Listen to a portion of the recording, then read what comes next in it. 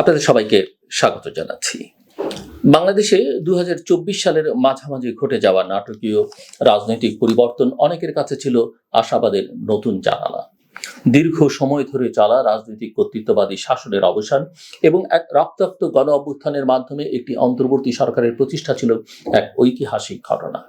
ওই সময় বহুল আলোচিত নোবেল বিজয়ী অর্থনীতিবিদ ডক্টর মোহাম্মদ ইউনূসকে দেশের অন্তর্বর্তী প্রধান উপদেষ্টা হিসেবে দায়িত্ব দেওয়া হয়। তার আগমন শুধু দেশের ভেতরে নয়, আন্তর্জাতিক মহলেও প্রত্যাশার ঝলক তুলে ধরে। তাকে ঘিরে জন্ম নেয় নেতৃত্ব, সংস্কার এবং সুশাসনের নতুন স্বপ্ন। কিন্তু সেই স্বপ্ন ধীরে ধীরে এখন অস্থির বাস্তবতার মুখে এসে দাঁড়িয়েছে।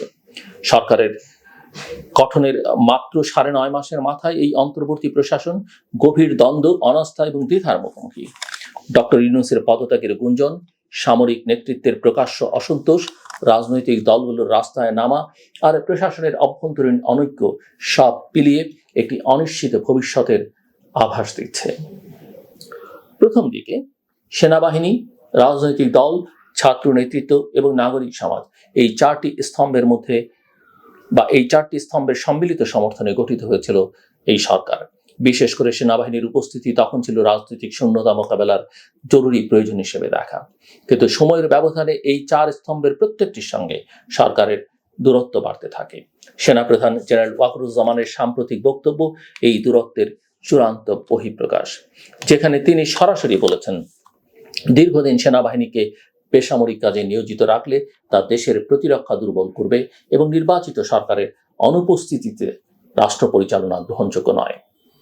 ডক্টর ইউনূসের নেতৃত্বাধীন সরকার নির্বাচন পিছিয়ে ২০২৬ সালের মাঝামাঝি করবার পরিকল্পনা ঘোষণা করেছে, যেখানে সেনাপ্রধান ২০২৫ সালের ডিসেম্বরের মধ্যে নির্বাচনের পক্ষে মত দিয়েছেন।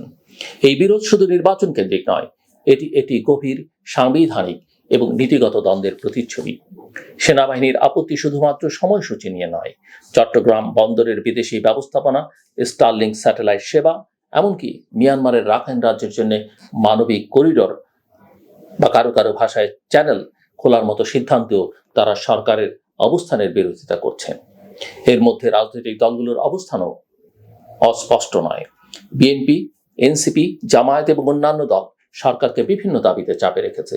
বিশেষ করে নির্বাচনের রূপরেখা, ছাত্র উপদেষ্টাদের পদত্যাগ, বিচার প্রক্রিয়া দ্রুত সম্পন্ন করা ইত্যাদি বিষয়ে তারা অব্যাহত আন্দোলনে রয়েছে। আর এই আন্দোলনের প্রতিক্রিয়ায় অন্তর্বর্তী সরকারের অভ্যন্তরেও দেখা গিয়েছে হতাশা এবং দোলাচল। ডক্টর ইউনূস নিজেও তার ঘনিষ্ঠজনদের কাছে প্রকাশ করেছেন, তিনি নিজেকে রাজনৈতিকভাবে জিম্মি মনে করছেন।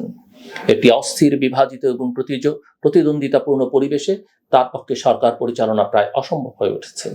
তিনি একাধিকবার বলেছেন, এই পরিস্থিতিতে একটি অবাধ ও গ্রহণযোগ্য নির্বাচন আয়োজন সম্ভব নয় এবং তিনি এমন কোনো নির্বাচনের দায় নিতে চান না যা পরবর্তীতে প্রশ্নবিদ্ধ হতে পারে।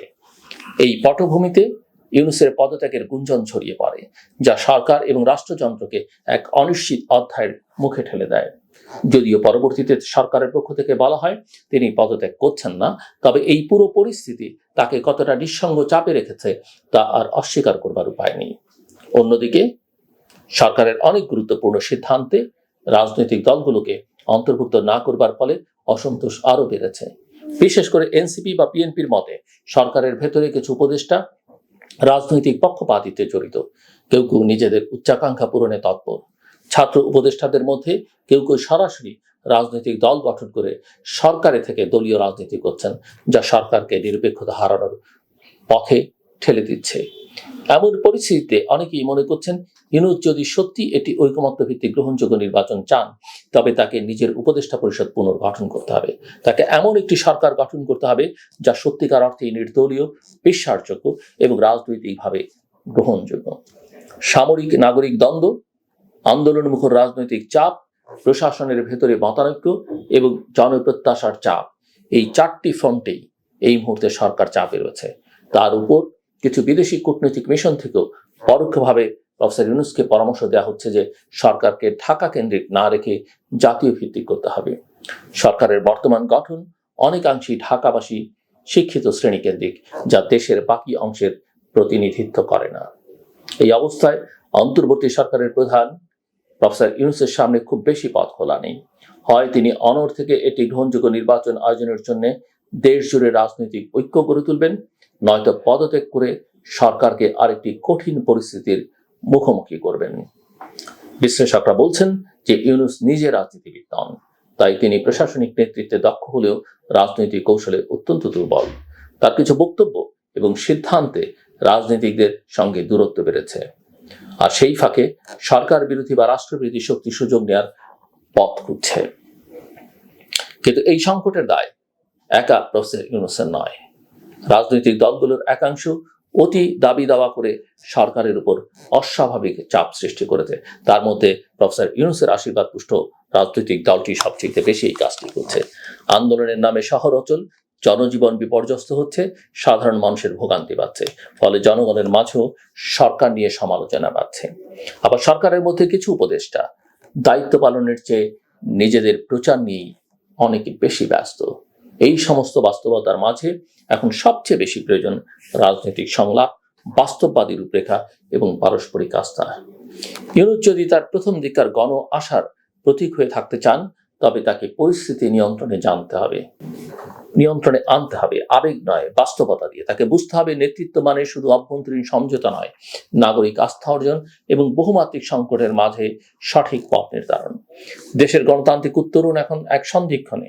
একটি ভুল সিদ্ধান্ত পরিস্থিতিকে আবারও অতীতের অন্ধকারে ঠেলে দিতে পারে, কিন্তু একটি সাহসী, স্বচ্ছ ও অন্তর্ভুক্তিমূলক সিদ্ধান্ত ভবিষ্যতের পথে আলো জ্বালাতে পারে। সুতরাং এখন প্রয়োজন দৃঢ়তা, দূরদর্শিতা এবং সকল পক্ষকে নিয়ে এগিয়ে চলার নেতৃত্ব।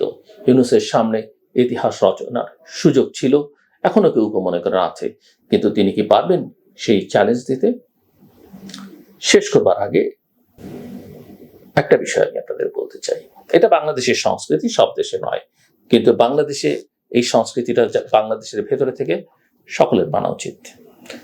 যেমন ধরুন, যে কোনো অফিসে, যে কোনো জায়গায়, এমনকি কোনো কোনো বাড়িতেও কিছু ডেজিগনেটেড চেয়ার আছে। একজন বিশেষ ব্যক্তির জন্য বা বিশেষ পদাধিকারের জন্য একটা বিশেষ চেয়ার, যে কোনো ধরনের হতে পারে, ছোটখাটো, ইট ডাজন্ট ম্যাটার। অন্য কারো উচিত নয় ওই চেয়ারটিতে গিয়ে হুটহাট বসে পড়া। আমেরিকায় হলে, ইউরোপে হলে অনেক ক্ষেত্রে স্বাভাবিক, কিন্তু বাংলাদেশের সংস্কৃতির সেটা সমীচীন নয়। হ্যাঁ, আপনি পারেন, যখন যার জন্য নির্ধারিত চেয়ার তিনি যদি আপনাকে অনুরোধ করেন বা তিনি যদি অনুমতি দেন বা তিনি যদি প্রয়োজন বোধ করেন, তাহলে আপনি বসতে পারেন। অনেক ক্ষেত্রেই দেখা যায় হুটহাট একজন আরেকজনের চেয়ারে গিয়ে বসে পড়ছেন। এটা একদমই উচিত নয়। আমাদের সংস্কৃতিতে এটা অ্যাকসেপ্টেবল নয়। কথাটা একটু আমরা সবাই জন্য মনে রাখবার চেষ্টা করি। আমার কথা শুনবার জন্য অসংখ্য ধন্যবাদ। আপনাদের সবার জন্য শুভকামনা।